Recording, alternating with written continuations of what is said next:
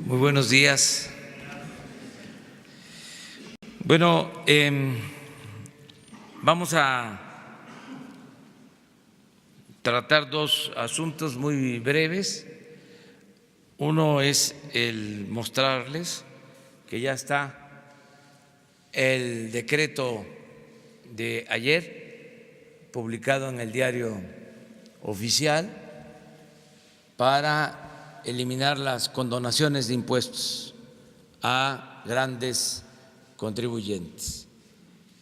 Esto es justicia para que los contribuyentes, todos los ciudadanos que tenemos la obligación de pagar impuestos, lo hagamos con la convicción, con la idea de que no hay privilegios fiscales para nadie, porque era muy injusto que los trabajadores, los consumidores en general, comerciantes, pequeños, medianos, empresarios, ya dije, y si no lo repito, profesionales, todos pagando impuestos, contribuyendo, y los de mero arriba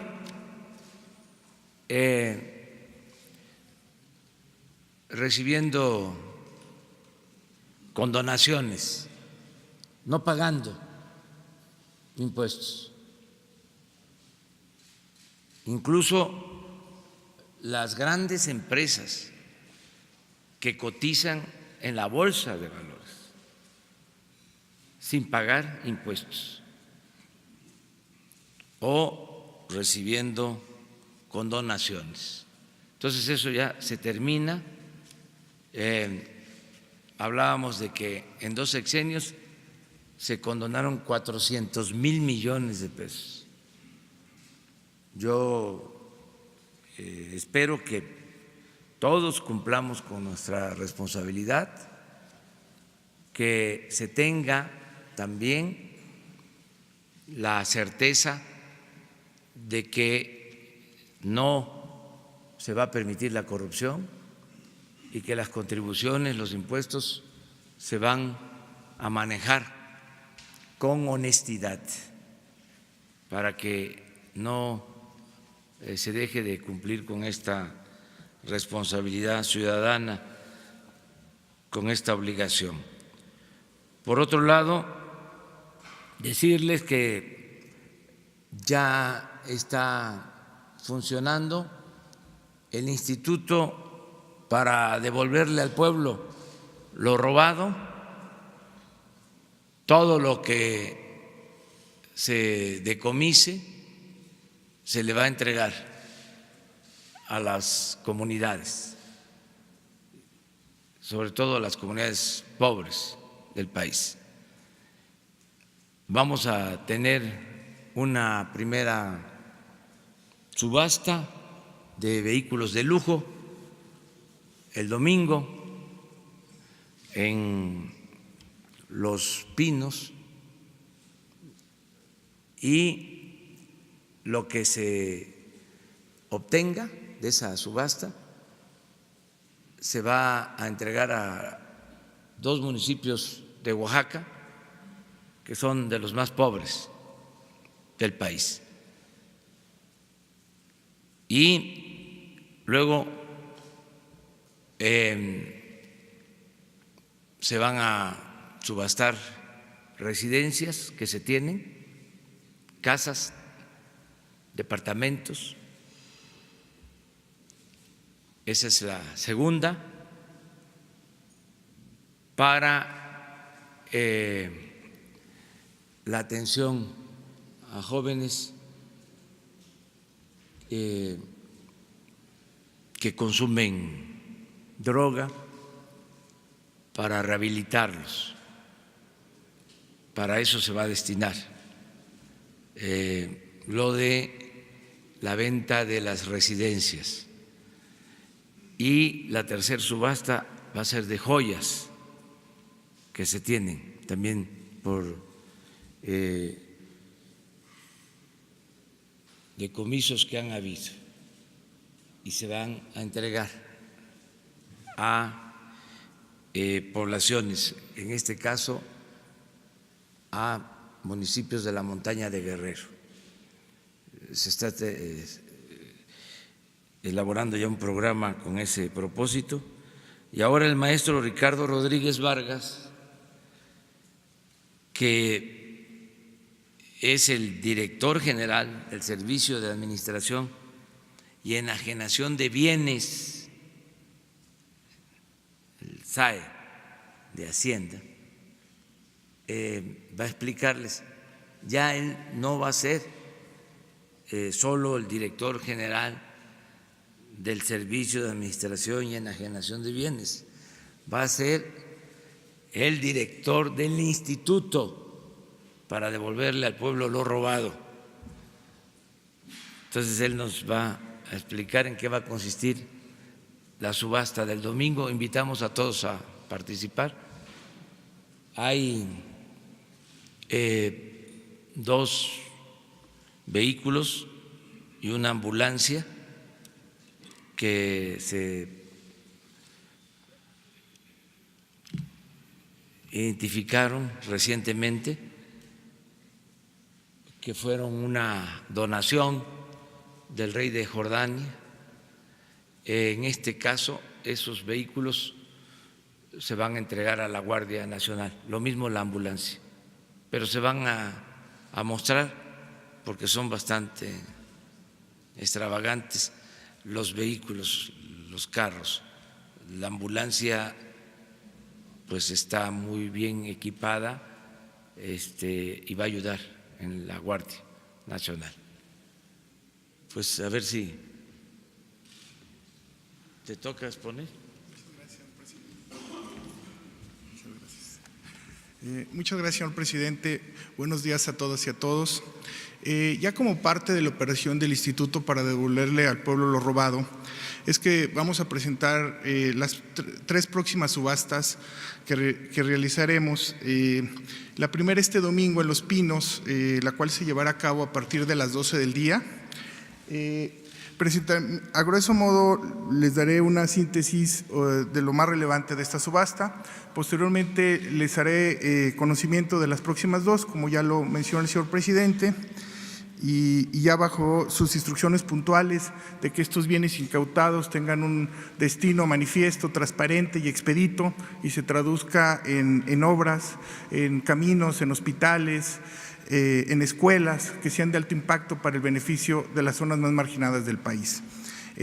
Como les comentaba, el próximo domingo llevaremos a cabo la subasta en Los Pinos de vehículos pues denominados de lujo. Son vehículos que estaban almacenados en bodegas o se le podía dar un uso discrecional. Esto ya no es así. El señor presidente, como les comentaba, nos ha dado la instrucción puntual de que estos ya se vendan y que esos recursos se traduzcan en recursos para las comunidades más marginadas del país. A grueso modo, es una subasta martillo, es una subasta donde cualquier persona puede participar, es una subasta abierta, no hay restricciones, quien así tenga bien puede participar en la compra de dichos vehículos. Son 82 lotes con un precio de salida de 28 millones de pesos. El último día para que ustedes puedan adquirir las bases de participación es el jueves, sería el jueves 23 de mayo. Originalmente era el 21, pero hemos modificado la fecha para el jueves 23 para que más personas puedan participar en dicho evento. Lo más destacado que vamos a vender, a grueso modo, vehículos, camionetas blindadas, tractocamiones y cajas. ¿Qué podemos destacar de estos lotes? Bueno, se va a vender un Lamborghini Murciélago a un precio de 1,472. También vamos a vender una Ford Cheveley a 1,216,000 pesos. Vamos también a vender vehículos blindados. Se va a vender 2 Porsche, 2 Corvette, Mini Cooper, un Ford Mustang convertible, en fin, son autos de un alto valor. Y también tenemos por ahí un bochito, un Volkswagen, que es el más barato, de 10,000 pesos. Ese es el precio inicial, pero hay que esperar a la puja. Insisto, el valor inicial son alrededor de 28 millones. No obstante, quiero aclarar que debido a la experiencia de la última subasta, algunos bienes se vendieron por encima del doble de su valor inicial. Si sacamos un promedio, fue alrededor del 50% más del precio inicial de lo que al final el valor al que se vendió. ¿Cómo pueden participar? Por favor, hacemos un llamado a la ciudadanía a que consulten la página del SAE, subastas.sae.gov. Si tienen alguna duda adicional a lo que viene en nuestra página, pueden mandarnos un correo, ventas@sae.gov.mx. ¿Qué es lo que deben de hacer? Cualquier persona que quiera participar en una primera instancia, ir a comprar sus bases de compra. Estas bases de compra la pueden comprar en 5,000 puntos en todo el país. ¿Cuáles son estos puntos? Puede ser en tiendas de convivencia, 7-Eleven, en tiendas departamentales como es Chedraui, o pueden hacer su depósito en Banamex o en Telecom, también pueden comprarlas. Son 5,000 puntos de venta, pueden participar ahí. Después de que ustedes les cuesta 100 pesos las bases de licitación, las bases para participar, disculpen.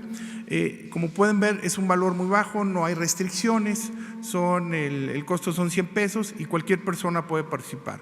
Una vez que tengan estas bases de participación, sigue una segunda etapa, que es comprar una garantía de seriedad.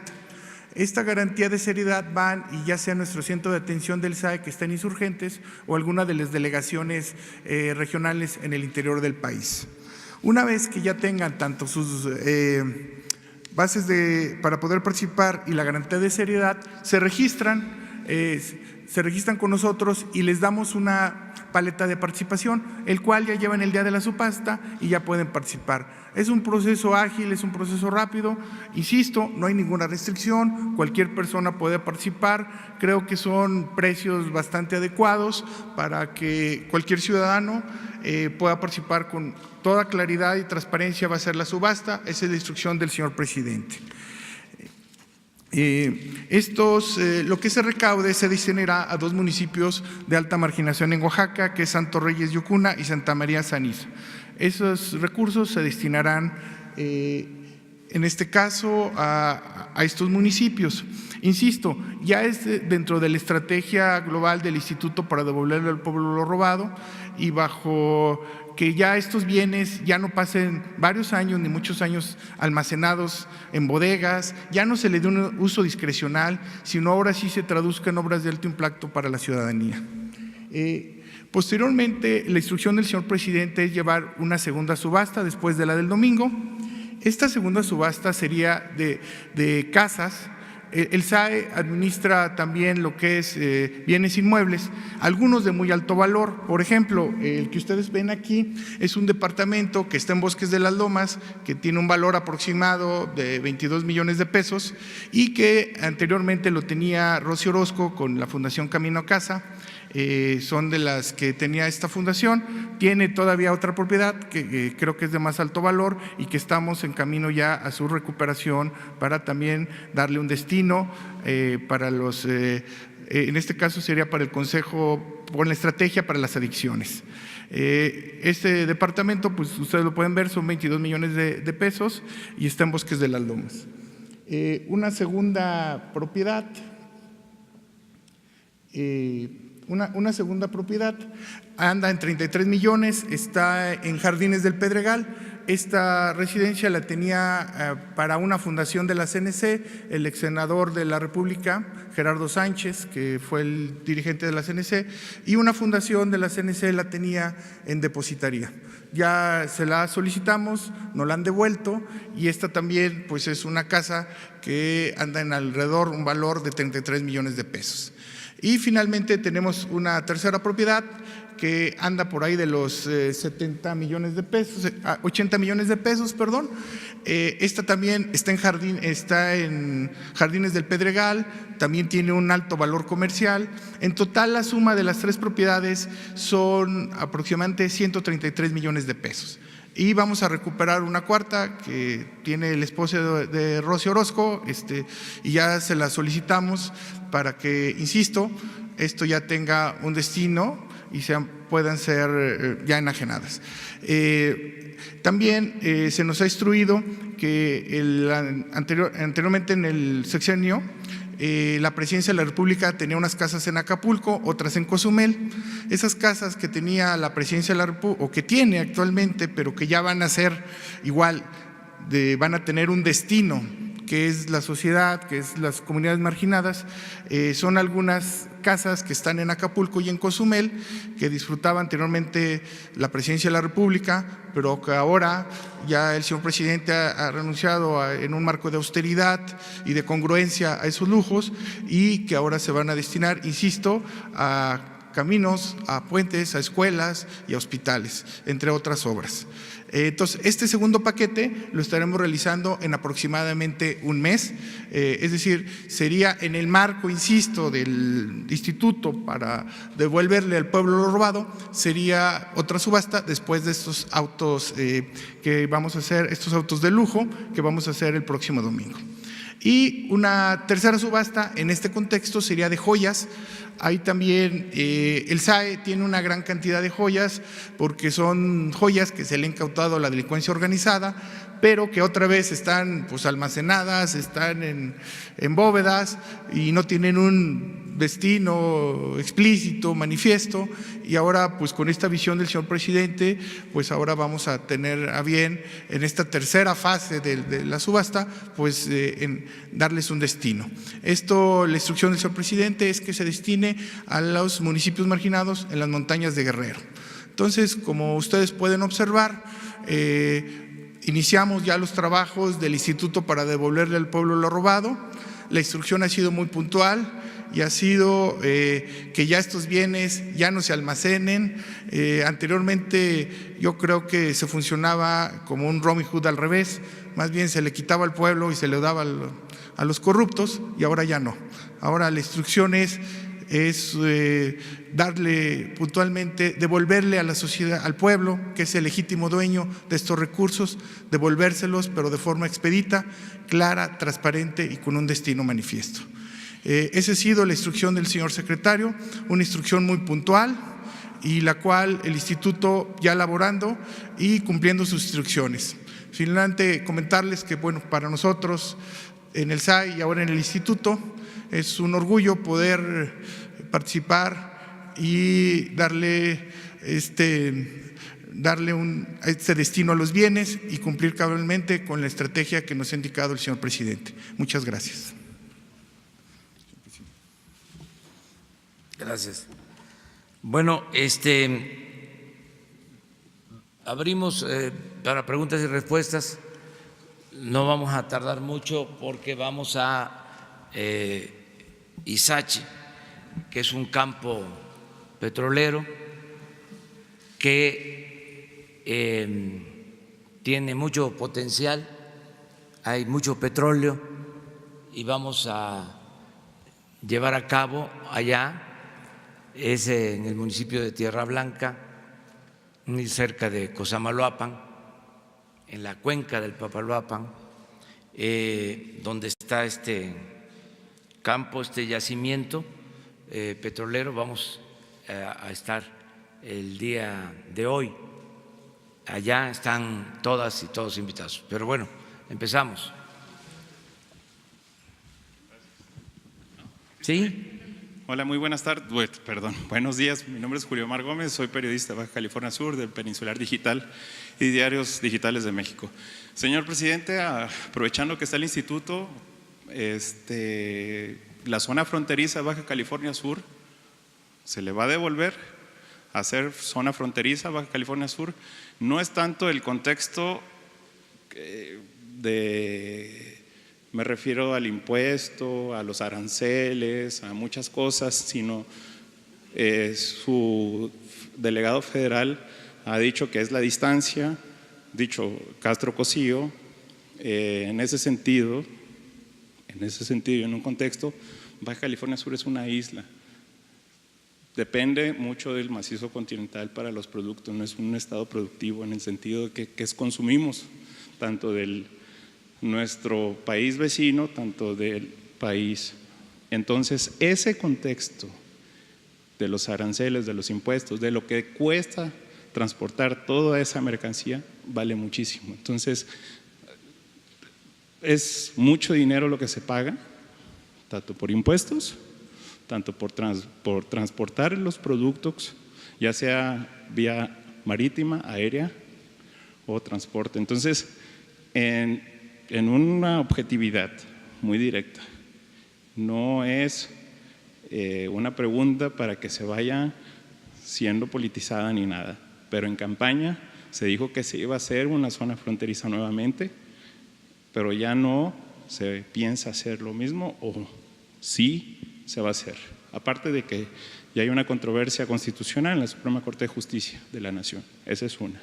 Y aprovechando la segunda parte, la segunda pregunta, el delegado que tiene en Baja California Sur, Castro-Cosío, pues está aprovechando el puesto para poder estar postulándose para una gobernatura. Entonces, ni tiempo ni es, la situación es que función está jugando los delegados federales en cada estado, como en Baja California Sur. Gracias. Sí, pues mire, hay una política de apoyo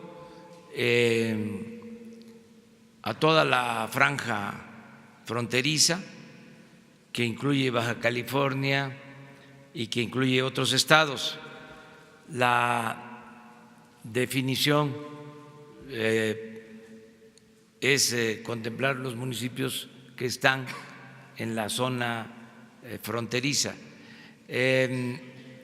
No se descarta hacia adelante que pueda ampliarse. Tenemos el compromiso en el caso de Quintana Roo para Chetumal y lo de Baja California Sur, pero tenemos que evaluar el resultado del programa en la franja que ya se definió, que tiene que ver con Baja California, con Sonora, Coahuila, Chihuahua, Tamaulipas, Nuevo León. Es a lo largo de los 3.180 kilómetros de frontera. Ahí se disminuyó el IVA del 16 al 8%, el impuesto sobre la renta se redujo al 20%, ahí se homologaron los precios de combustibles con lo que cuestan los combustibles del otro lado de la frontera, del lado estadounidense, y aumentó el salario mínimo al doble. Es un trato especial para la franja fronteriza. Entonces estamos iniciando el programa, se está evaluando, se pronosticaba que se nos iban a caer los impuestos o la recaudación de impuestos, que iba a afectar a la hacienda pública. Nada de eso ha sucedido, afortunadamente, y sí está ayudando, porque está creciendo el comercio de exterior y hay más crecimiento económico, que es el propósito para que haya empleo. Es como la última cortina en nuestro territorio para evitar que los mexicanos se vean obligados a pasarse a trabajar, a buscarse la vida a Estados Unidos. Entonces, estamos viendo eso. Lo otro de los coordinadores en los estados pues tienen funciones de gobierno, básicamente. No pueden intervenir en asuntos políticos electorales. Si algún funcionario del gobierno estatal, municipal o federal interviniera en asuntos políticos electorales, pues sería sancionado. Y recuerdo que ahora es delito grave el fraude electoral. No hay derecho a fianza, porque el propósito es que las elecciones sean libres, sean limpias, que se acabe lo que existía, esas prácticas de compra de voto, de entregar despensas, frijol con gorgojo, de falsificar actas, de rellenar urnas, de utilizar el dinero del presupuesto para favorecer a partidos, a candidatos. Todo eso debe desaparecer.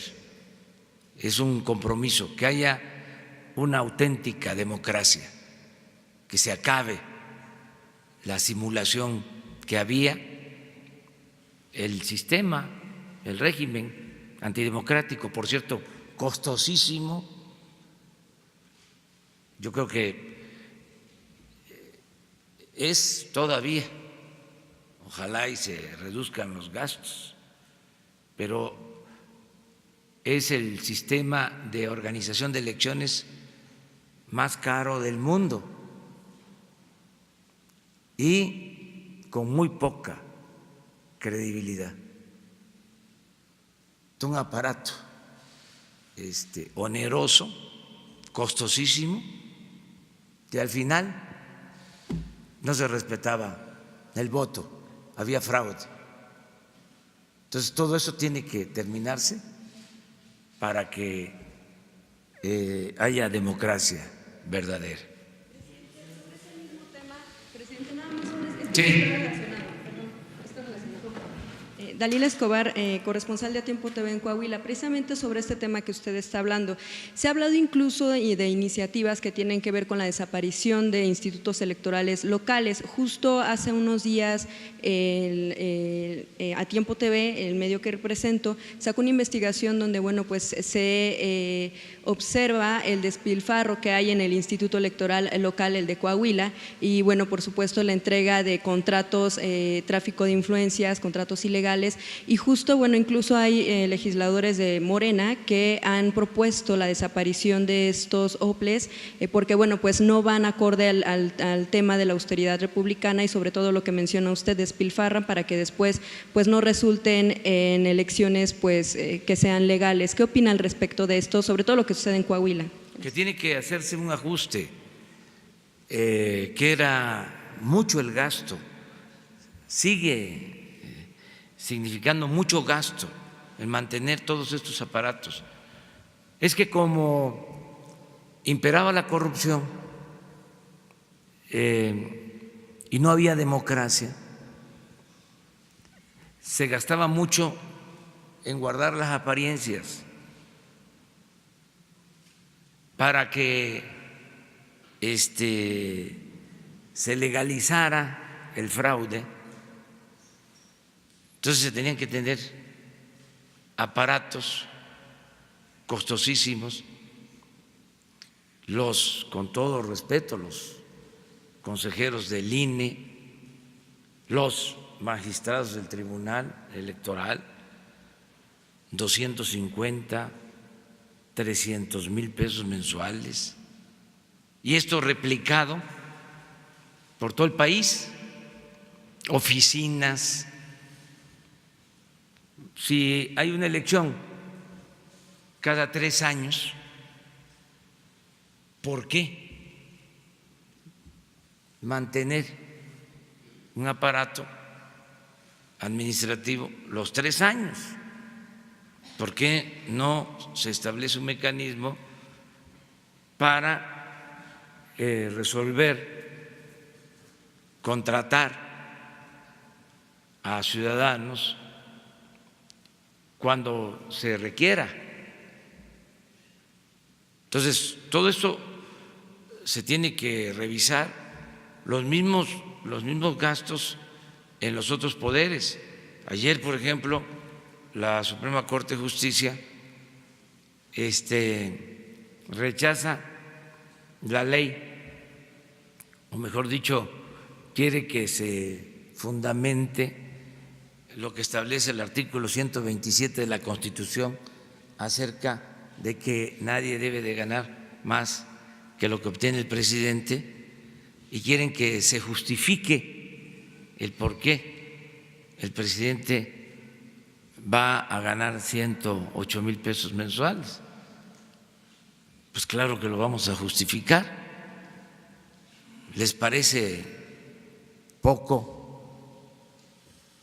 Son como, si hago bien las cuentas, como 30 veces más el salario mínimo. Y habían servidores públicos que ganaban pues 100 veces más. No, como 500 veces más que un salario mínimo. Hagan la cuenta. Los ministros de la Corte, con todo respeto, en total recibían 600,000 pesos mensuales. Por eso es todo este debate. Qué bien que se está tratando este asunto. ¿Usted estaría entonces de acuerdo con que se desaparecieran los OPLES, los organismos? Que se busque federalizar y que haya un solo organismo nacional. ¿El INE? Por ejemplo, este es un acuerdo para que haya austeridad, no seguir gastando el presupuesto, que es dinero de los ciudadanos, sin justificación. El gobierno estaba ensimismado, todo el presupuesto se quedaba en el mismo gobierno y no se liberaban fondos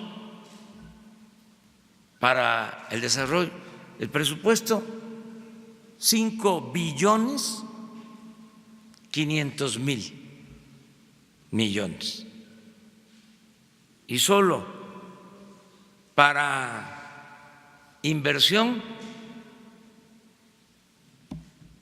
500,000 millones, ni el 10%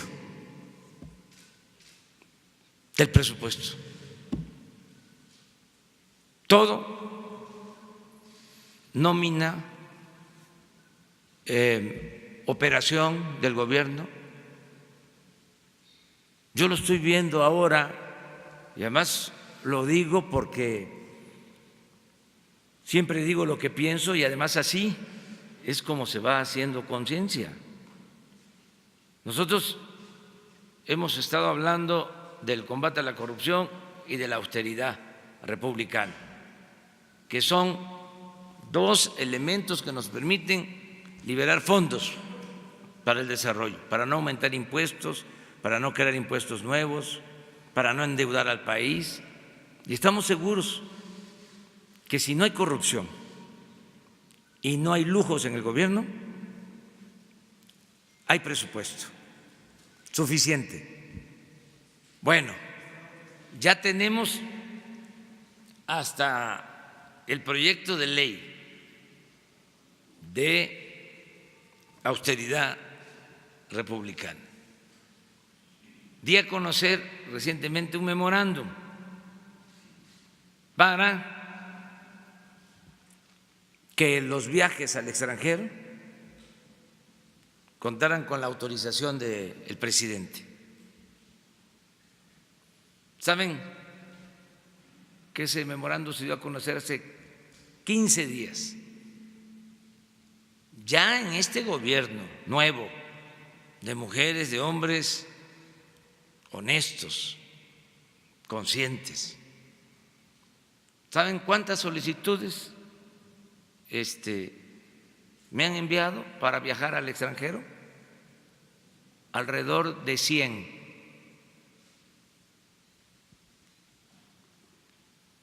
En 10 días, 15 días.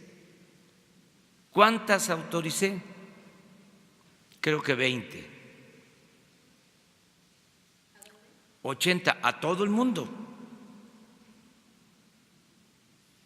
Desde París hasta Japón.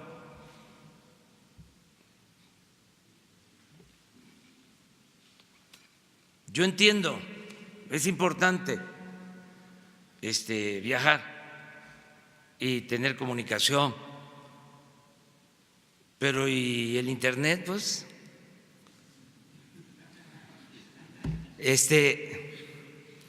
y el trabajo aquí, ¿cómo vamos a hacer? Candil de la calle y oscuridad de la casa. Pero son inercias, son procesos. Sí, tienen que ir cambiando las cosas. Es lo que les decía de la enfermedad de la corrupción, que el corrupto no acepta que está enfermo. Y lo primero que tienen que hacer es reconocer que padecen de esa enfermedad y curarse, que haya terapia para eso. Y debemos de estigmatizar la corrupción. Ayer dimos a conocer la lista de los o la información sobre los que no pagan impuestos, sobre los que recibían condonaciones de impuestos. No es el propósito dar los nombres,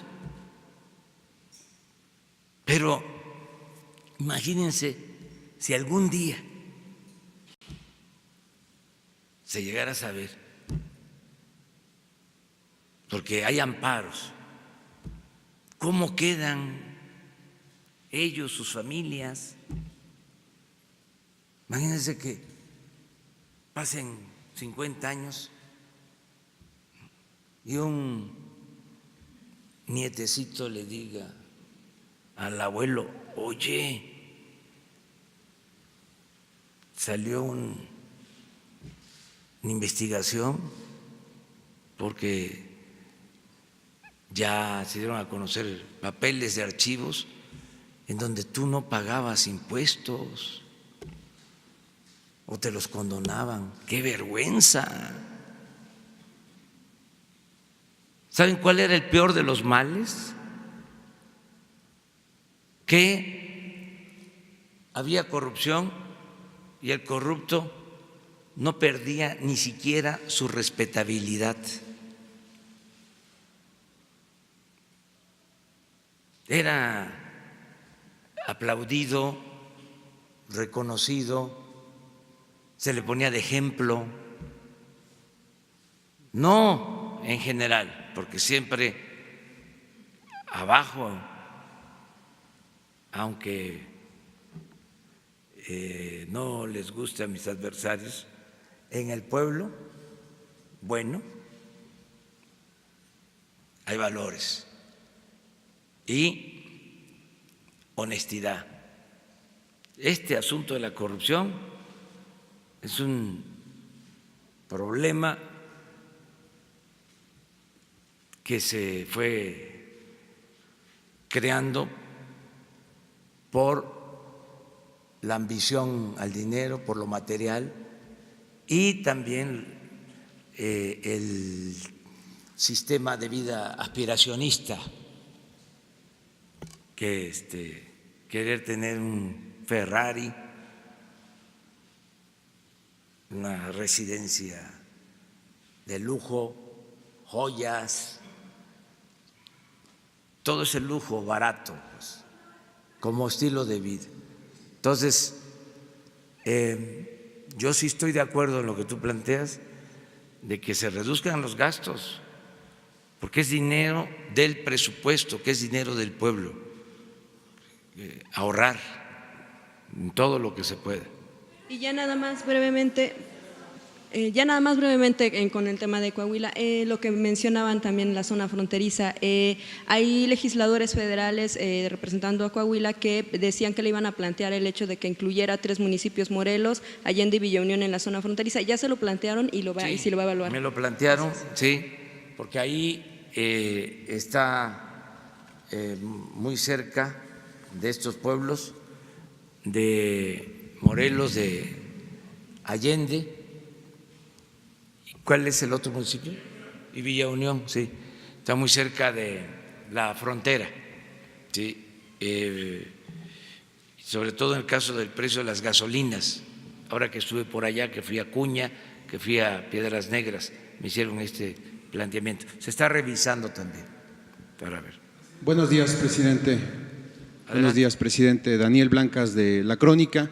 Dos temas, presidente. Uno tiene que ver con un fondo tipo el fondo minero, que ya mucho se ha hablado aquí. Este es otro fondo también con dinero del gobierno federal, pero para las cuestiones del medio ambiente, de las energías limpias. Hoy documentamos la existencia de este fondo e irregularidades por al menos 9,000 millones de pesos. Era un fondo que se decía que era para fomentar las energías limpias, programas, etcétera, pero iba a parar a otro asunto. La pregunta concreta es si el gobierno federal tiene ya documentados o registrados cuántos fondos de temas diversos había en el gobierno que se estaban utilizando sin rendición de cuentas y con un manejo inadecuado de las finanzas públicas. Ese es el primer tema, presidente. Muchas gracias. Bastantes fondos y fideicomisos. La iniciativa de ley de austeridad tiene el propósito de eliminar estos fondos, fideicomisos, y de tener un control sobre estos recursos. Muchos fondos. ¿No sabe cuántos, presidente, en específico? Sí, están registrados.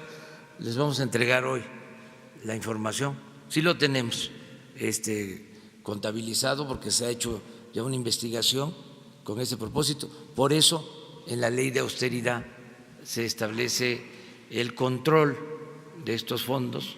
Yo les comentaba que hay un fondo de estabilización que han querido que se utilice para apoyar a Pemex. Nosotros decidimos no utilizar ese fondo porque vamos por otra vía. Además de que les estamos dando recursos a Pemex del presupuesto, lo que queremos es que Hacienda ya no siga exprimiendo a Pemex,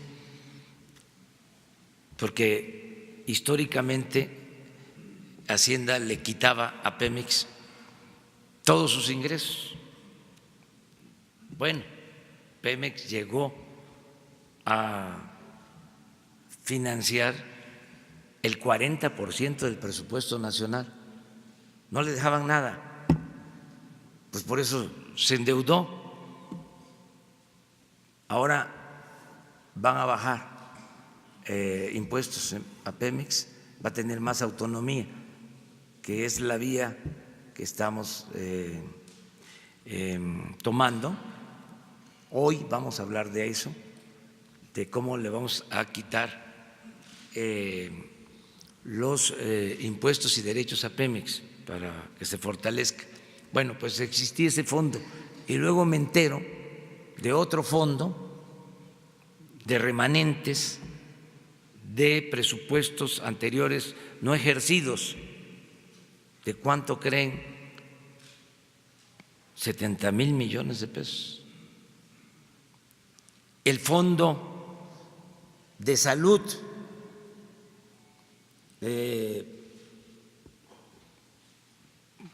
teniendo el grave problema de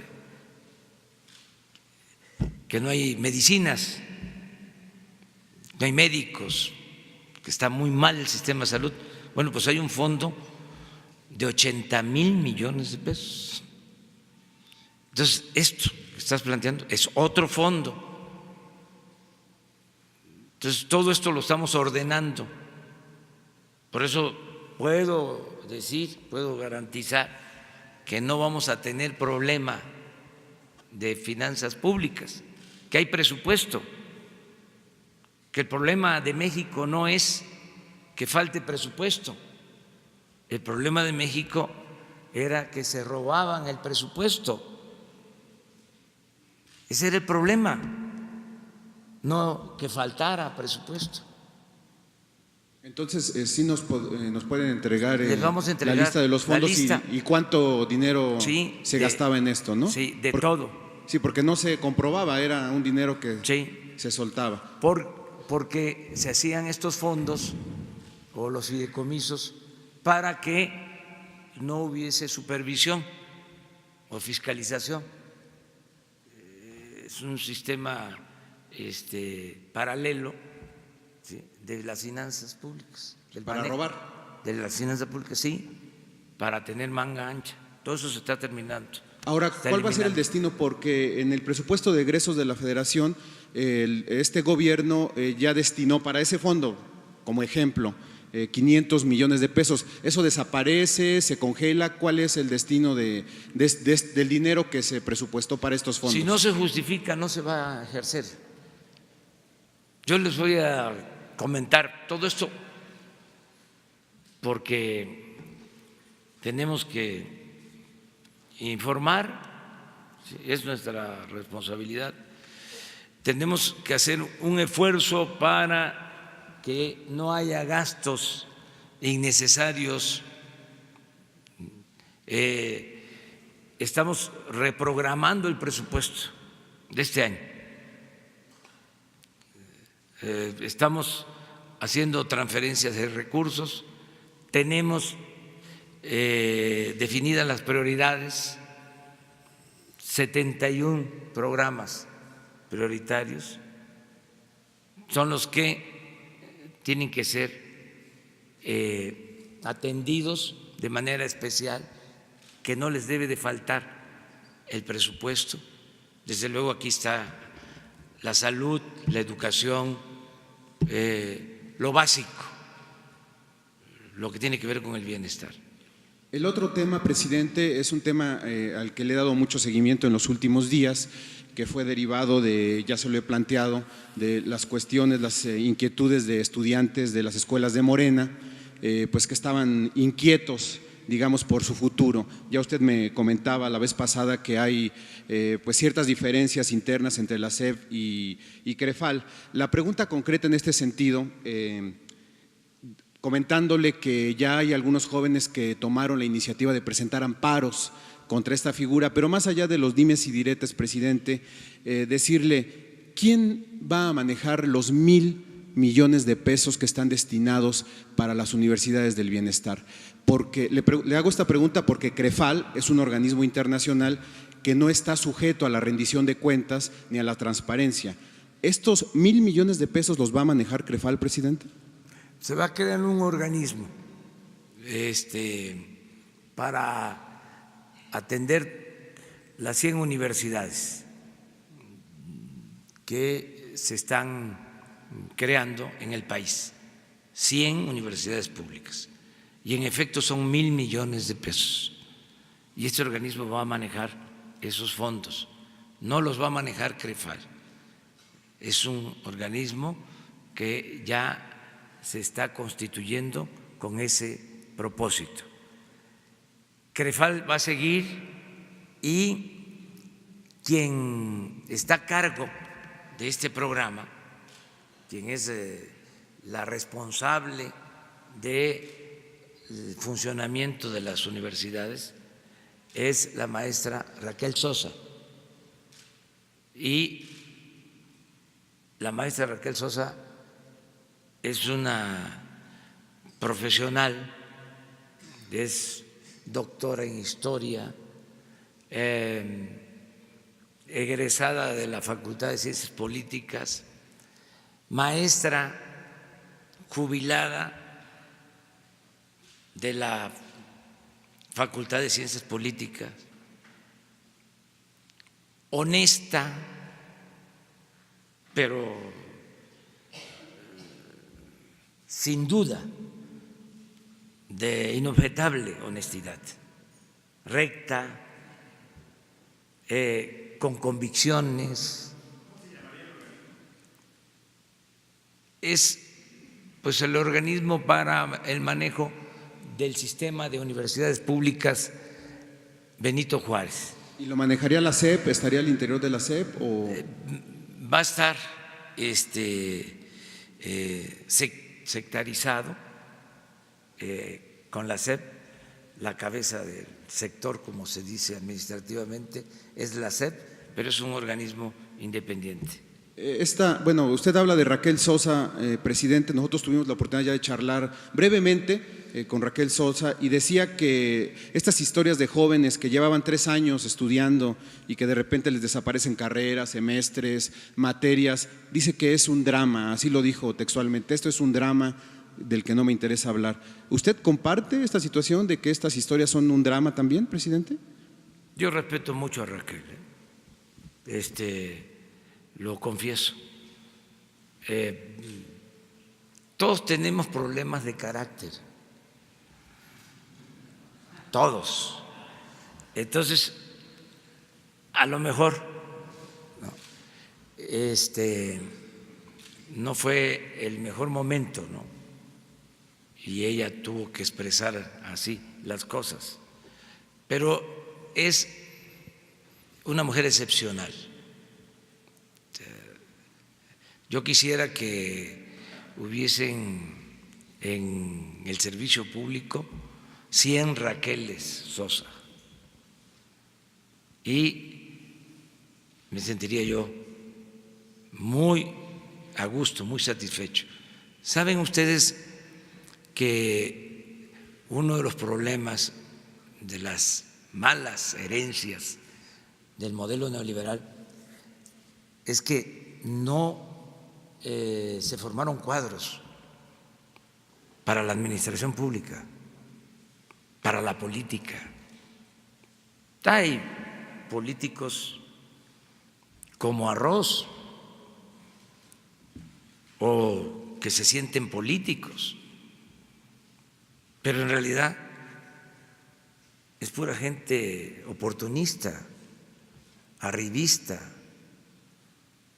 trepadores, convenencieros, sin ideales, sin principios. Pero hay muchísimos, pero muy pocos políticos con convicción, con ideales, con principios. Y en la administración pública lo mismo. No tienen una dimensión social. Antes se le llamaba o se les decía a los servidores públicos que se entregaban, que tenían mística, se les decía que tenían emoción social. Bueno, falta eso, el que se sientan felices de estar trabajando en las comunidades, ¿no?, en bien de los demás. No, se llegó a que el servicio público era ir a una oficina, sentarse en el escritorio, tener todas las comodidades, las oficinas en México, en el gobierno,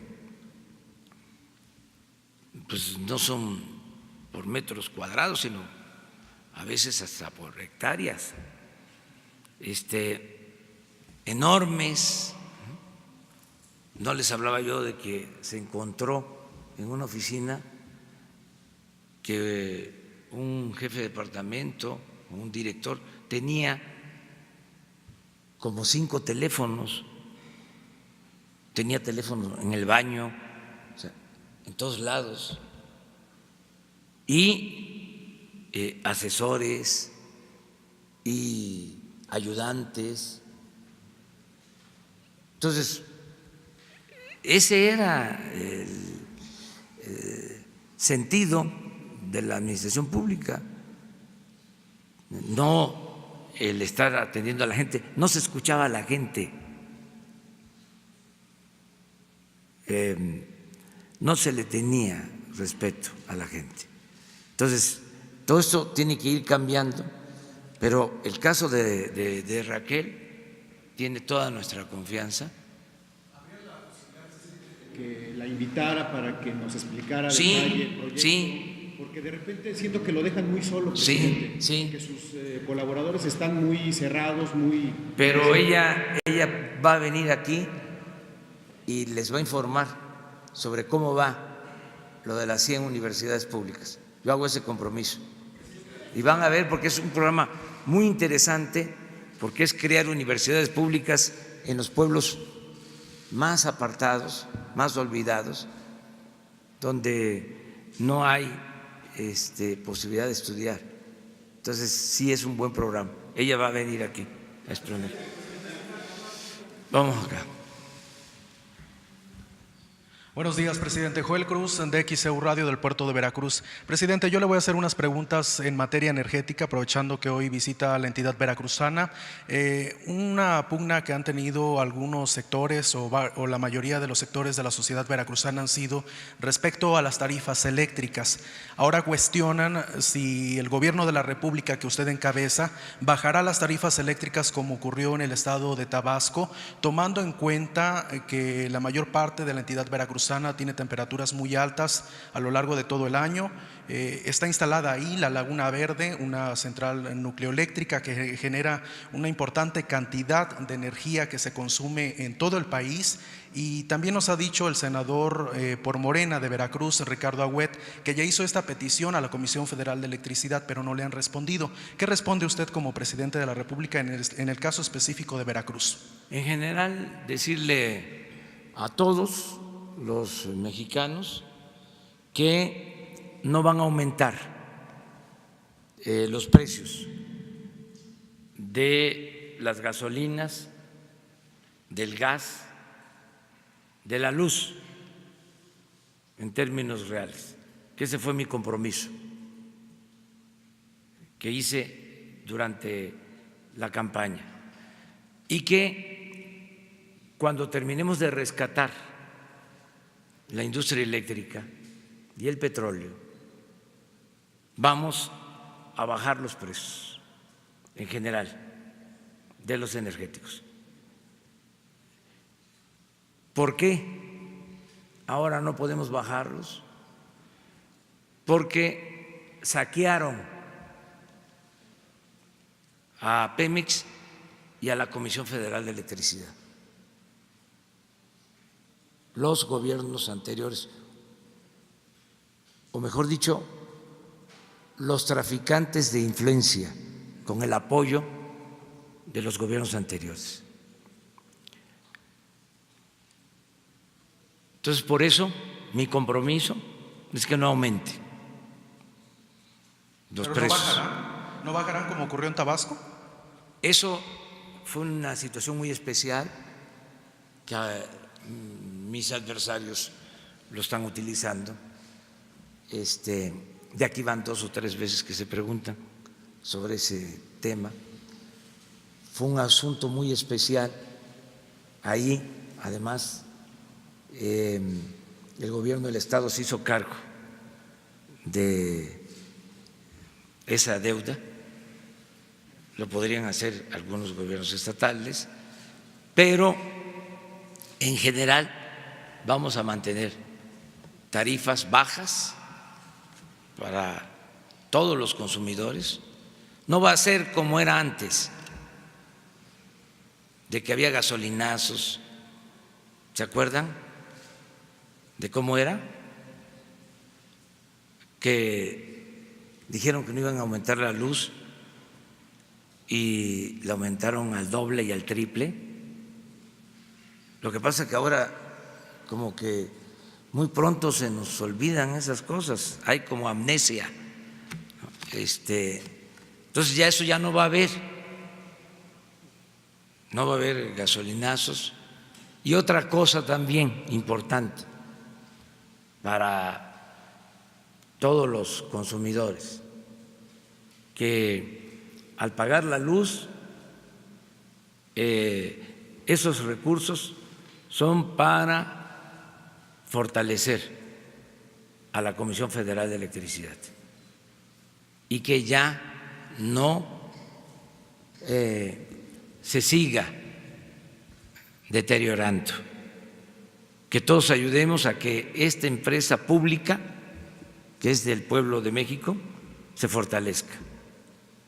Y lo mismo en el caso de Pemex, por eso lo del combate al huachicol, porque no les importaba a los gobiernos anteriores, porque lo que querían era que se acabara la Comisión Federal de Electricidad y se acabara Pemex, para que todo se privatizara. Entonces ahora decir a la gente, ayúdennos. A mí me dio mucho gusto ayer porque aumentó el número de manifestaciones, es decir, de gente que fue a inscribirse para pagar impuestos del año pasado a este año. Quiere decir que hay más confianza. Entonces, decirle a mis paisanos veracruzanos que no voy a mencionar los nombres, pero ellos saben porque son muy avispados, mis paisanos veracruzanos, que ya no hay robadera, que ya se acabó. Allí en Veracruz se dedicaban a robar a manos llenas. Me refiero a los gobernantes, a robar a manos llenas. Y ahora puedo decirles de que el gobernador de Veracruz, Cuitláhuac García, es un hombre honesto. Fue un cambio de 180 grados. Los que estaban daban miedo. Era, ay, nanita. Ahora es distinto.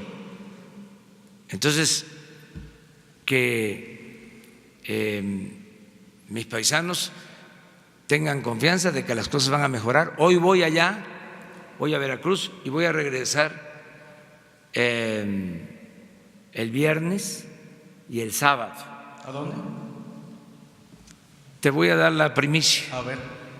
Porque estás aquí. Vamos a empezar el viernes en Coatepec el programa de apoyo a productores de café y al día siguiente en Yanga, sábado 1 de junio, después del acto de la Marina en Veracruz, en Yanga iniciamos el apoyo a productores cañeros de Veracruz y de todo el país. Esto va a ser viernes en Coatepec y sábado en Yanga. cafetaleros y cañeros, como nunca se les había tomado en cuenta. Misael Zavala del Universal. Presidente, buenos días. Hoy precisamente en el tema hacendario tenemos una información en el Universal de que en el primer trimestre del año hay adeudos, bueno, los adeudos de contribuyentes chicos y grandes acumulan 774,000 millones de pesos en este primer trimestre del año, lo que significaría un 24% más con respecto al año pasado en el mismo periodo. Además del llamado que usted hace a los contribuyentes a que realicen sus pagos, ¿cuáles serán las medidas o cuál será el plan que tendrá la Presidencia de la República para que estos adeudos sean pagados por los contribuyentes y qué tanto afecta esto a la hacienda pública? Y si me permiten 2 minutos, una pregunta más. No tenemos nosotros ese dato, al contrario, el dato que tenemos, se dio a conocer ayer, es que ha aumentado la recaudación en 5%. Si hubiese crecido el monto de adeudos, no tendríamos una recaudación mayor. De todas maneras, lo vamos a revisar. Y yo creo que hay 2 cosas. Una, que la gente está apoyando, está pagando sus impuestos, está contribuyendo porque sabe que no hay corrupción. Y lo otro, que es muy importante, es que con medidas como las de ayer ya queda en claro que no va a haber impunidad, y esto va a llevar a que el que no pagaba empiece a pagar los impuestos, y de modo que vamos a tener más recaudación. Y el miércoles se realizó un evento en Bellas Artes dedicado al líder internacional de la Iglesia de la Luz del Mundo, al que asistieron incluso funcionarios públicos de Morena. Al final el Instituto de Bellas Artes pues mintió porque afirmó que no dio permiso para esta celebración de este aniversario, pero se ha demostrado que sí ellos lo aprobaron, y eso transgrede el manual de procesos del instituto. ¿Qué se tiene que hacer en este caso? ¿Si debe de haber sanciones o si se tendría que separar del cargo a los responsables del Instituto de Bellas Artes? Gracias. Miren, yo en estos casos soy muy tolerante, soy respetuoso. Tengo en la memoria que un gran escritor, Andrés I. Duarte, les recomiendo uno de sus libros, Un niño en la Revolución Mexicana, porque era un gran escritor, un prosista. Era director de Bellas Artes y permitió que llevaran a Diego Rivera a Bellas Artes y que pusieran la bandera del Partido Comunista, y lo cesaron por eso. Yo les diría que hay que ser tolerantes.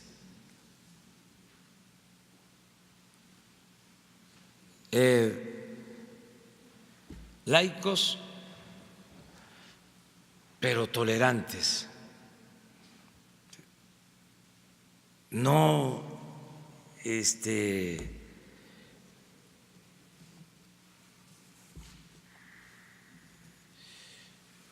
ser tan rígidos.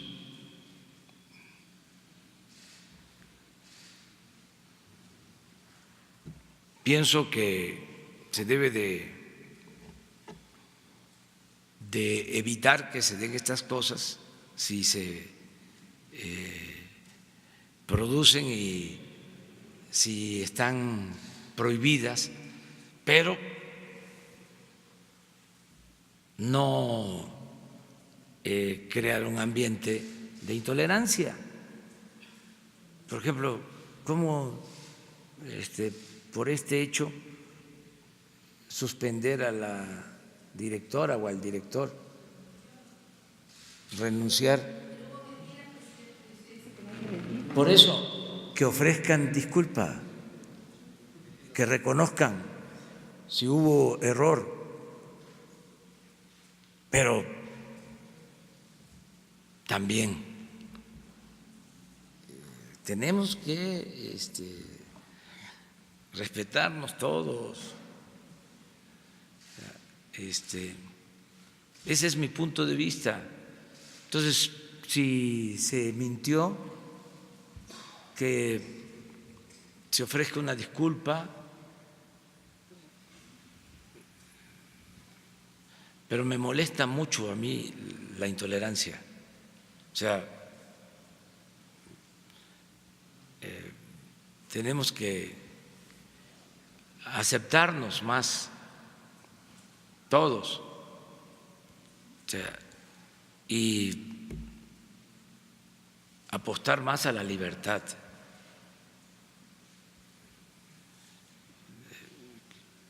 Que podamos convivir todos, católicos y evangélicos de todas las denominaciones, y ateos, y libres pensadores, y agnósticos, y de todas las clases, de todas las culturas, de todas las preferencias sexuales. Así, no ser tan rígidos. Ese es mi punto de vista.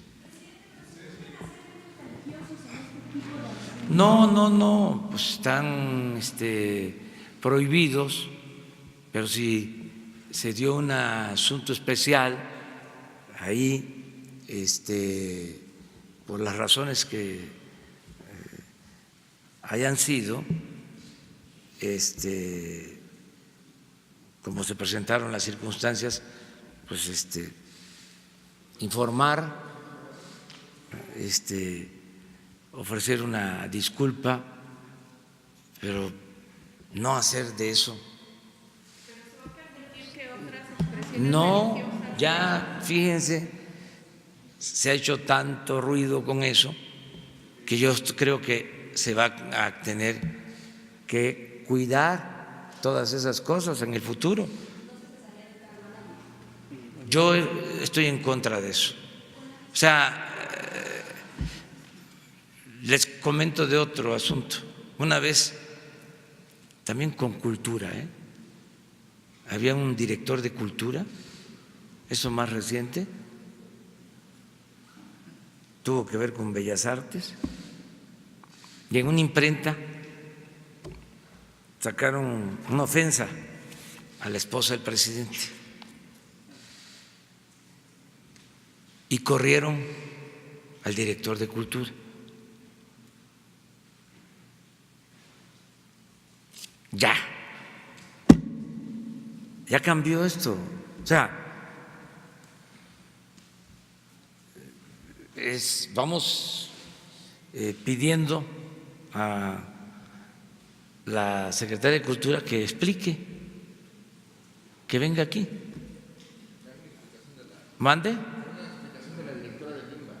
Ya hay una explicación. Ah, sí, pero es que es buen tema. Vamos a debatirlo. De hecho, la Orquesta Sinfónica también pide en esta Sí. que dejen ensayar en el teatro porque los mandan a Regina y tienen que dar el rendimiento en el Teatro de Bellas Artes, pero no pueden hacerlo. Sí, por eso, que venga Alejandra. Ese es buen tema. Vamos a ventilarlo. Sí, vamos a polemizar sobre esto. Es interesante, no está de más. Vamos a a verlo. Yo estuve, hasta ahora que me preguntan, porque estuve viendo las notas. No, estuve viendo las notas y me acordé, incluso no sé si es exacta mi referencia, pero siempre tuve en la cabeza lo que le hicieron a Andrés y Duarte. Y era la época del apogeo autoritario. Entonces, ¿qué no vamos a cambiar? Y esto que les digo, bueno, les voy a decir hasta quién fue el funcionario. Bremer, el más reciente, Juan José Bremer, en el gobierno del finado López Portillo. O sea, entonces, ¿hemos cambiado o no? ¿Seguimos siendo severos? ¿Qué tanto hemos avanzado? Es bueno el tema.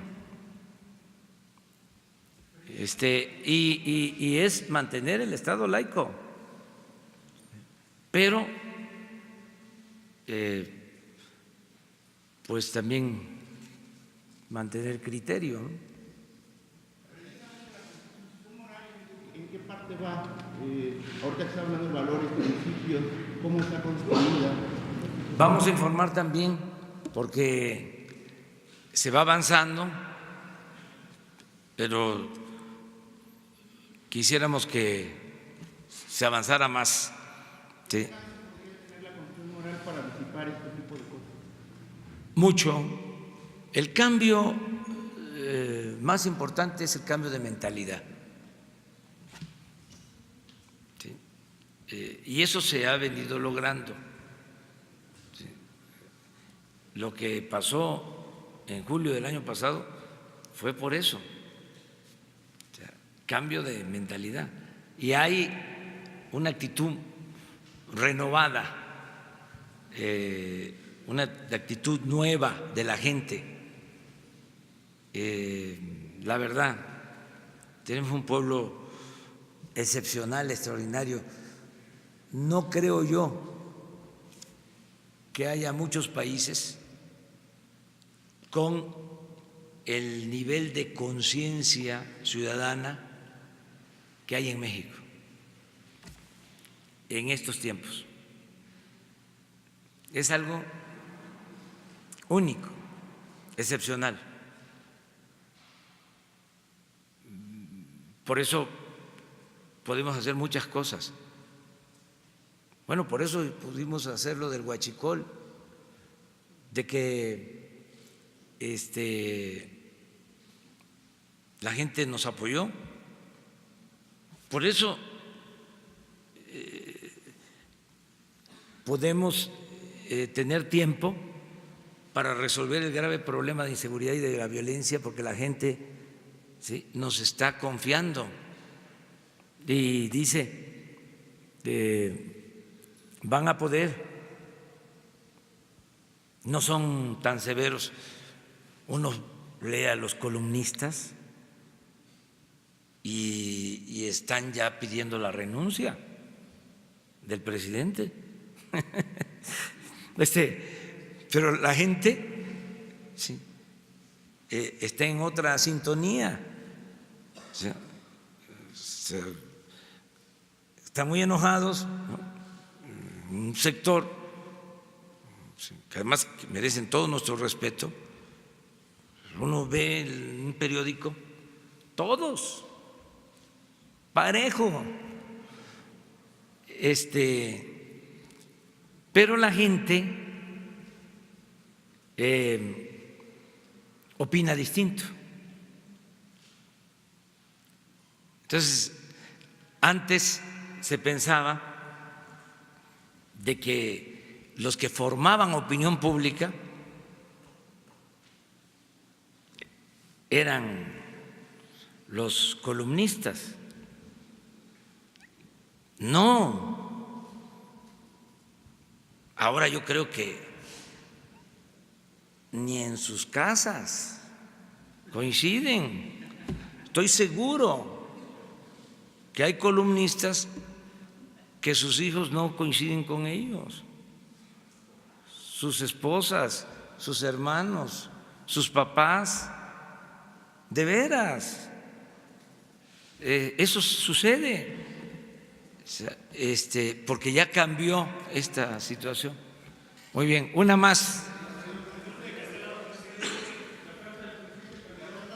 Hay dos temas, presidente. El tema de las plataformas digitales. El día de ayer la Secretaría de Hacienda hace un anuncio histórico en el país, donde todas las plataformas digitales empiezan a tributar de una manera más oficial. En Baja California Sur y en Los Cabos particularmente hay un problema del transporte entre las plataformas y el gremio de taxistas y transportistas. ¿Qué hacer desde la presidencia para apoyar el destino y sobre todo casos como este, reconociendo que el tema de plataformas digitales es bueno y tributa para el país? Y el segundo tema es el tema que se comentaba con nuestro compañero de Veracruz, el tema de las tarifas eléctricas. La realidad, presidente, es que con la reforma eléctrica las dejaron muy altas. En Los Cabos han subido 70, 80% en muchos de los casos y desafortunadamente tenemos temperaturas de 43, 44 grados, pero nos cobran como si estuviéramos de 20 grados. ¿Qué hacer, presidente, entendiendo que con la reforma energética pues nos las dejaron muy arriba? Sí, vamos a revisar todo lo que tiene que ver con tarifas, pero lo vamos a hacer cuando tengamos posibilidades económicas, cuando se genere más energía, que se pueda bajar el subsidio que se le da a las empresas. No me refiero a las empresas que consumen la energía, sino a las empresas que producen la energía, porque que parece increíble, ¿sí? No solo se compra la energía, la privatización significó el firmar contratos para comprar energía a empresas particulares y asegurarles un subsidio, que eso no se da en ninguna parte del mundo. Por ejemplo, utilizan las líneas de transmisión de la Comisión Federal de Electricidad, estas empresas, y no pagan por la utilización de las líneas de transmisión. Eso lo tiene que pagar la Comisión Federal de Electricidad. Entonces, es un subsidio. En eso consistió la llamada reforma energética. O sea, querían acabar con la Comisión Federal. Les hablaba yo la vez pasada de los contratos de los gasoductos, contratos leoninos. Entonces, estamos limpiando de corrupción la Comisión Federal de Electricidad, Pemex, y queremos producir más para bajar costos, para beneficiar a los consumidores. Ese es el propósito, pero no puedo decir ahora lo que me pidieron algunos partidos cuando tomé posición, que me decía baje, ¿no?, el precio, cuando ellos subieron los precios. Entonces, no puedo porque necesitamos mantener finanzas sanas. Hice el compromiso, no va a aumentar, lo voy a cumplir, lo estoy cumpliendo. Cada semana estoy pendiente de cómo se mantienen los precios al consumidor, en gas, en energía eléctrica, en gasolinas, en diésel. ¿sí? Estoy pendiente para no dejar de cumplir con ese compromiso. Lo otro que me preguntaste. Sí, eso Hacienda ayer tomó esa decisión. Tienen que analizarlo bien. Este es un asunto que lo está viendo Hacienda. Voy a pedir que me informen para ver qué puede hacerse. Es una demanda que tiene que ver con las empresas de México, incluso con los que prestan servicio, quejándose de que hay compañías multinacionales que no pagan o no pagaban impuestos y obtenían muchas utilidades que los que invierten en el país, los que corren riesgos, los que pagan impuestos, veían esto como una competencia desleal en general, pero queremos analizarlo bien. Ayer Hacienda dio a conocer esta medida, lo vamos a revisar. Es una manera de reconocer, presidente, que las plataformas digitales existen y son buenas para el país porque van a contribuir de manera directa e inmediata. Pero en Los Cabos, siendo muy puntual, yo estoy en Michelle Piquet, estamos en Cabo Mil Radio, allá en Los Cabos, y hemos visto graves problemas en el transporte entre taxistas, gremio de transportistas y las plataformas digitales que han generado impacto internacional a través de las redes sociales, donde bajan a las turistas internacionales de los, llámese de los Uber, para ser muy puntuales, y de las otras plataformas digitales, y generan videos en redes sociales que dañan sustancialmente la imagen, no nada más de Los Cabos o de Baja California Sur, sino también del país, presidente. ¿Qué hacer con una ley de movilidad que ya está en el Congreso del Estado? ¿Qué hacer en Baja California Sur y cómo desde la presidencia se puede ayudar a arreglar un problema que es añejo entre taxistas, transportistas, y ahora se suma lo de las plataformas digitales? Sí, hay que buscar un acuerdo. Ahora que estuve en Los Cabos, hubo una manifestación de taxistas. Esto se presenta en otros estados del país. Hay que buscar un mecanismo de acuerdo. Este tipo de servicios modernos es, por lo general, aceptado por la población, pero al mismo tiempo se perjudica a muchos trabajadores de los servicios de taxi. Entonces hay que buscar un mecanismo de conciliación, ¿sí?, que yo espero que se logre, ¿sí?, para que haya una convivencia en armonía y que no haya enfrentamientos, porque en efecto afecta la imagen de un centro turístico como Los Cabos y otros. Entonces hay que buscar acuerdos y pueden incluso modernizarse sistemas de taxis, hacer el compromiso de mejorar unidades, de plataformas, con lo que ha existido durante mucho tiempo. Hay familias que viven de prestar servicio, es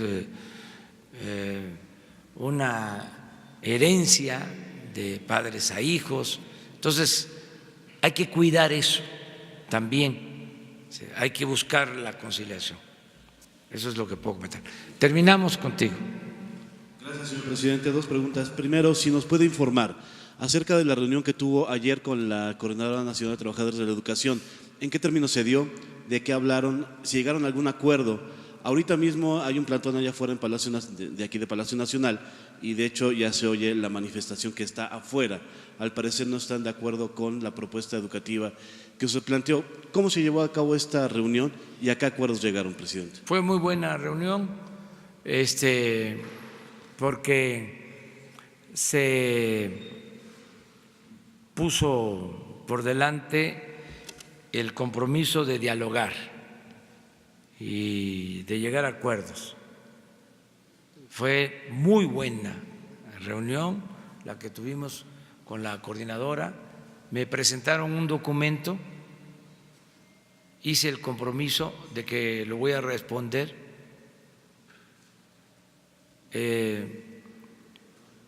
puntualmente. Les voy a responder por escrito. Pliego petitorio, no sé cuántos puntos tenía. No se puede decir que sea propiamente un pliego petitorio porque son muchos temas los que no se incluyen en este documento. Ellos mismos así lo expresaron, pero quedamos en que les voy a dar respuesta puntual.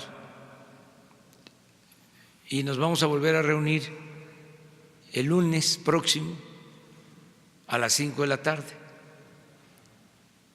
Pero fue muy buena reunión. ¿Desacuerdos, desencuentros? No, claro que hay diferencias, porque pues es normal. Ya he dicho en otras ocasiones que se la pasaría uno bostezando, aburrido si no hubiesen diferencias. No sería vida el que todos pensáramos igual. ¿O les gusta eso a ustedes? A nadie. No. Debemos de tener diferencias, o sea, nada más respetarnos, pero tiene que haber diferencias. Eso es consustancial a la democracia. Pero muy bien la reunión del día de ayer, varias, y voy a responder, pero sí me gustaría que si ellos no les entregaron el documento, no lo voy a hacer yo, voy a preguntarles si aceptan el lunes que les dé a conocer el documento que me presentaron y el que yo voy a contestar, en el que voy a contestar, en el escrito que voy a contestar puntualmente, para que ustedes lo conozcan y que lo conozca todo el mundo. No hay nada secreto, no hay nada que ocultar. Fue muy buena reunión y las puertas de este palacio están abiertas para la CENTE, para el CENTE, para todas las organizaciones. Tenemos que ponernos de acuerdo y no hay diferencias con la CENTE porque es una organización democrática y no va a pedir nada que sea injusto, porque sería caer en una contradicción. No puede uno decir que pertenece a una organización democrática y está uno enarbolando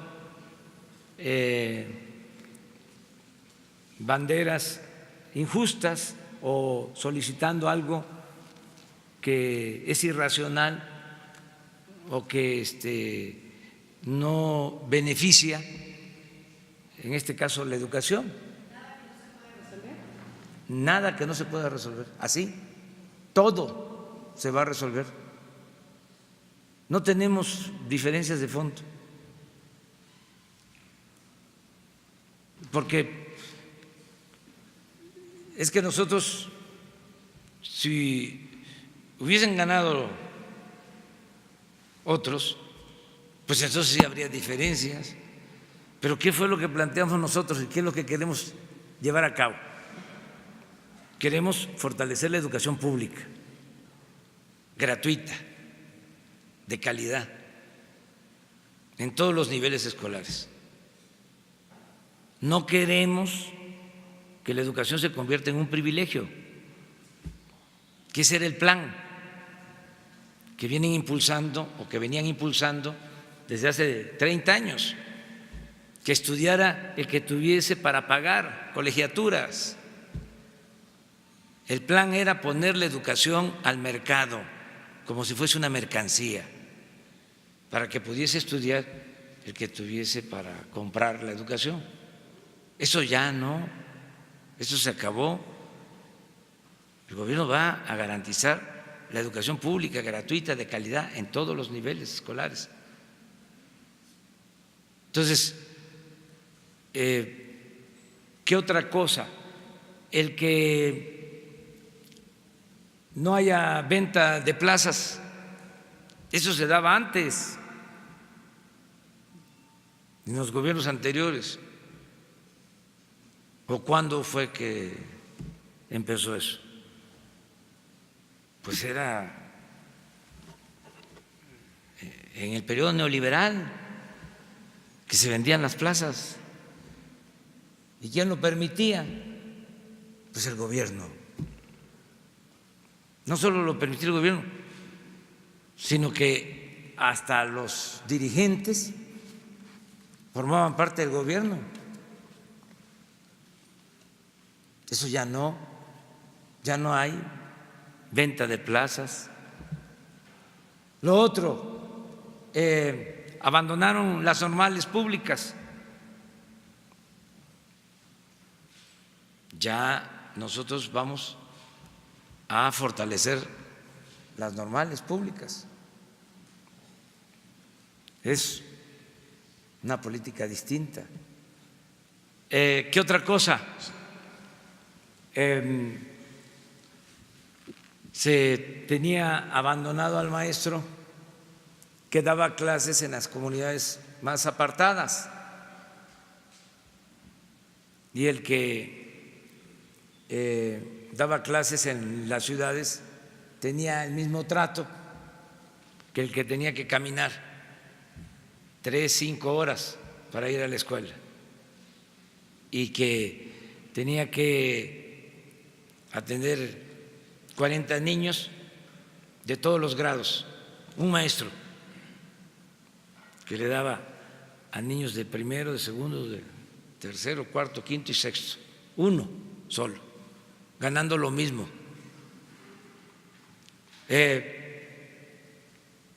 La gran injusticia de que en las zonas más pobres los niños no podían ir a la escuela porque no tenían alimentos o porque tenían que ir a la milpa a ayudar a los papás.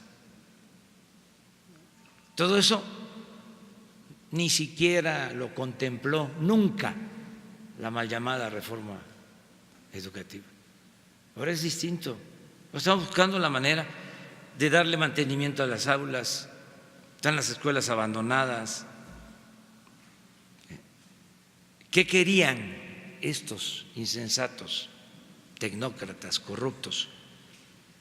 Que el mantenimiento de las escuelas corriera por cuenta de los padres de familia. Era parte de la privatización. Por eso ahora están enojados, molestos, pero ofrecemos disculpa por anticipado. Señor presidente, pero va a seguir. La otra, el tema de su delegado en el estado de Jalisco, sujeto a una investigación que tiene que ver con lo que usted ha platicado muchas veces aquí, la venta de medicinas. ¿Usted está enterado de esa investigación? ¿La ha seguido? ¿Se ha enterado? ¿No le han pasado la información?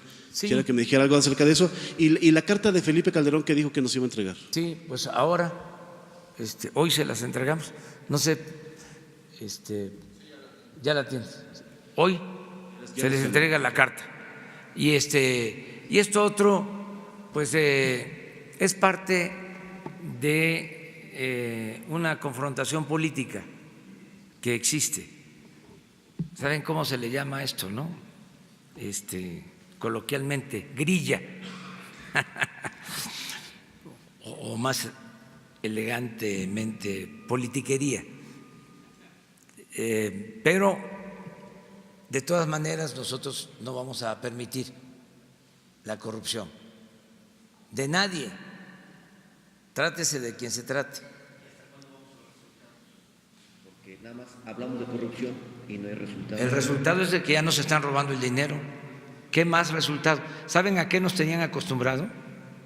Cuando bueno, no a todos, cuando le jugaban el dedo en la boca a la gente, a que metían a la cárcel, archivos expiatorios. ¿Y qué decían? Ahora sí, se acaba la corrupción, no va a haber impunidad, caiga quien caiga. A nosotros no nos importa eso. Además, se está procediendo legalmente. Les aviso de que ya lo que era la Procuraduría se llama ahora Fiscalía General y es autónoma. No es como antes, que era lo que el presidente decidía. A ver, búsquenle y encuéntrenle. Necesitamos mostrar de que no se permite la corrupción.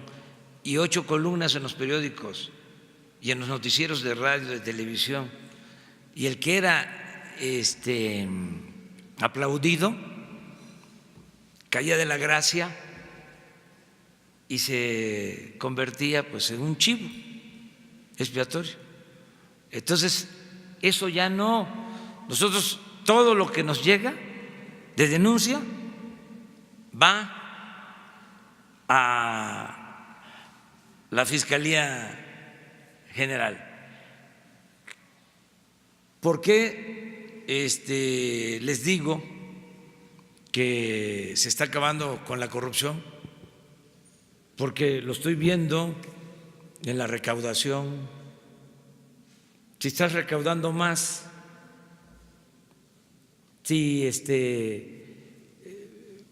compras medicina y te ahorras dinero, si ya no permites que se roben las gasolinas, ¿cuánto podemos gastar? ¿Cuánto hemos gastado? Que lo voy a informar en 5 o 6 meses de gobierno en los viajes que ha hecho Presidencia. ¿Y cuánto se gastaba antes? Imagínense nada más el mantenimiento del avión. ¿O qué ya se olvidó de que había un avión presidencial?